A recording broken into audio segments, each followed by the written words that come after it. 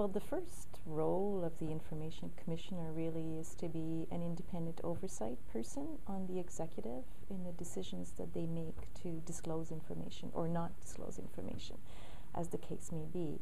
And that's really embedded in the legislation, and it's really a fundamental principle of freedom of information legislation, not only in Canada but really around the world.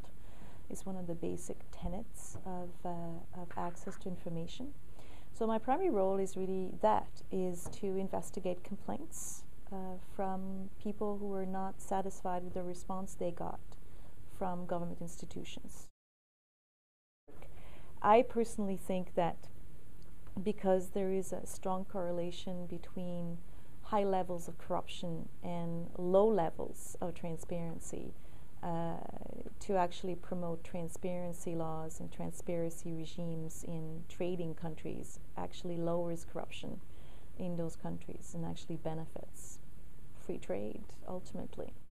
Open government is a big word, it's a big concept. It really has a few components, and I'd say the first component is really a modern access to information regime. Open government is more than just an access to information legislation or an access to information regime.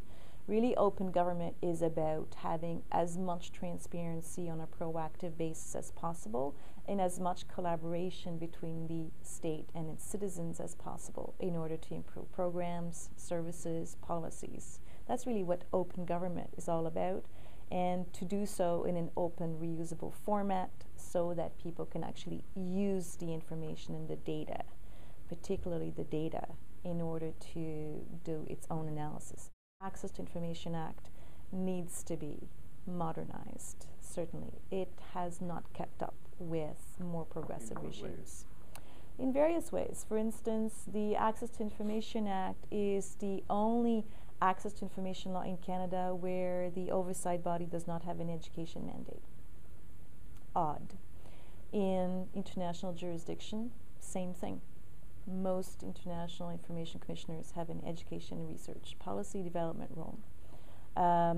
Do we need to look at timeliness requirements in our legislation?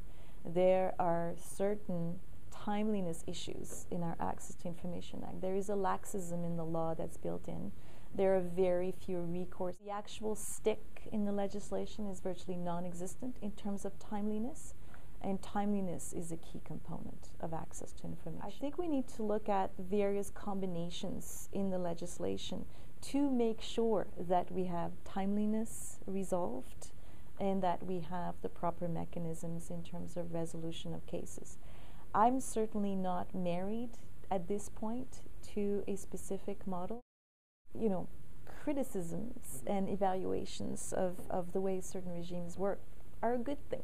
I think that we learn from that, and I think that it then puts you in a context of continuous improvement.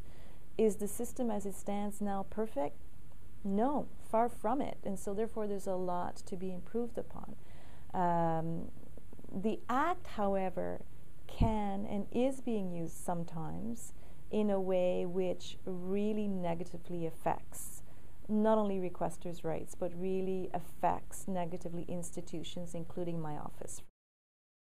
I think what people have to realize now is that I think as a country, we really have to make some very serious decisions. We have to make serious decisions about our healthcare system. We have to make serious decisions about how we deal with our economy on the world stage.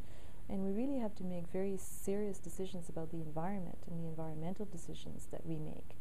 And more transparency and more of an open government dialogue building on this transparency actually allows citizens to be better informed.